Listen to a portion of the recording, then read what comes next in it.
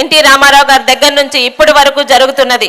ప్రతి వెనుకబడిన కులాల నుంచి ఆనిముత్యాల లాంటి యువకుల్ని తీసుకొని వచ్చి ఈరోజు విడిపోయినా కూడా 2 తెలుగు రాష్ట్రాల్లోని బీసీ నాయకులుగా అగ్ర నాయకులుగా వెలుగొందుతున్న అనేక మందిని తీసుకొచ్చిన పార్టీ తెలుగుదేశం పార్టీ.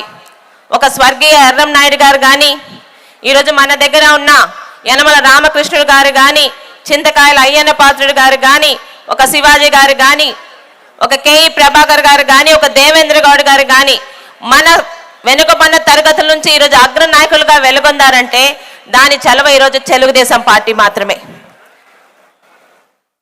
వెనుకబడిన తరగతుల్ని రాజాధికారం తీసుకొస్తామని గాలి మాటలు చెప్తున్న వైఎస్ఆర్పి పార్టీలో ఉన్న ఈరోజు బీసీ నాయకులుగా అక్కడ ఉన్న వాళ్ళకి ఒకటే ప్రశ్న, మీరు పదవులు పొందడం తప్పితే బీసీలకి మీ ద్వారా ఏదన్నా న్యాయం జరిగిందా, ఎక్కడైనా సహాయాలు జరుగుతున్నాయని చెప్పటే మీకు సమాధానం ఉందా అని ఈరోజు సూటిగా ప్రశ్నిస్తున్నాము.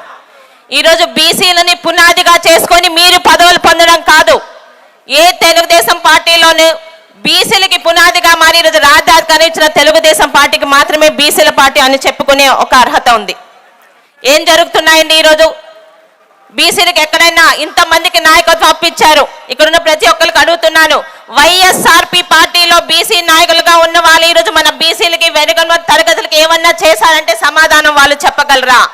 కార్పొరేషన్లు పెట్టారు చాలా తెలివిగా. ఈరోజు రాష్ట్రంలోని జనంలోని దాదాపు మెజార్టీ శాతం 60-70% ఉన్న బీసీలని ఈరోజు బీసీల ఐక్యత ద్వారా బీసీలను ఇబ్బంది పెడుతున్నారు. కులాలుగా మార్చారు, 56 కార్పొరేషన్లు పెట్టారు, వారి మనుషుల్ని చైర్మన్లు కానీ ప్రెసిడెంట్లు కానీ పెట్టుకున్నారు డైరెక్టర్గా. కానీ ఒక్క బీసీలకు కానీ వెనుకబడిన తరగతులకు కానీ కనీసం ఈరోజు లోన్లు కానీ ఏమన్నా వచ్చాయని అడుగుతున్నాను. ఏవండి ఆ బీసీ స్టడీ సర్కిళ్ళు, ఏవి విదేశీ విద్యలు ఎక్కడ ఉన్నాయి? ఈరోజు ఆదరణ పథకం నా తండ్రి శివాజీ గారి హయాంలో మొదలైంది. తర్వాత మా జిల్లాకు చెందిన అచ్చెన్నాయుడు గారి హయాంలో కుల వృత్తుల్ని గుర్తించి కుల వృత్తులు మరుగుపడకుండా ప్రతి ఒక్కరికి ఆదరణ పథకం కింద పనిముట్లు అందించిన ఈరోజు ఆ ఆదరణ పథకం ఏమైంది అని అడుగుతున్నాను. ఇక్కడ ఇంటి ఇబ్బందులు పెడుతూ బీసీల పార్టీ అని చెప్పుకునే హక్కు ఈరోజు జగన్మోహన్ రెడ్డి గారికి ఉందా? మాకు మంత్రి పదవులు ఇచ్చారని కొంతమంది వైఎస్ఆర్పీపీ పార్టీలోనున్న చెప్తున్నారు. ఇక్కడున్న ప్రజలకు అడుగుతున్నాను, ఈరోజు కనీసం మంత్రి పదవుల పేర్లు వాళ్ళ తాలూకు శాఖలు ఎవరైనా చెప్పగలరా? ఎవరికి వచ్చినా 3 రెడ్లు వస్తారు. ఈరోజు సకల శాఖ మంత్రులు కానీ, ఒక సజ్జల రామకృష్ణారెడ్డి గారు కానీ, ఒక పెద్దిరెడ్డి కానీ, వీరు తప్పితే మంత్రి పదవులు ఇచ్చిన ఏ బీసీలైనా ముందుకొచ్చి వాళ్ళకి శాఖకు సంబంధించి మాట్లాడుతున్నారా? తెలుగుదేశం హయాంలో ఒక టీటీడీ చైర్మన్ పదవి కానీ, ఏపీఎస్ఆర్టీసీ కానీ, ఏపీపీఎస్సీ కానీ, పోలీస్ హౌసింగ్ కానీ బీసీలకి కాకుండా ఇంకెవరికైనా ఇచ్చారా అని ఈరోజు మీ అందరికి ప్రశ్నిస్తున్నాను. మరి ఈరోజు జరుగుతున్నది ఏంటి?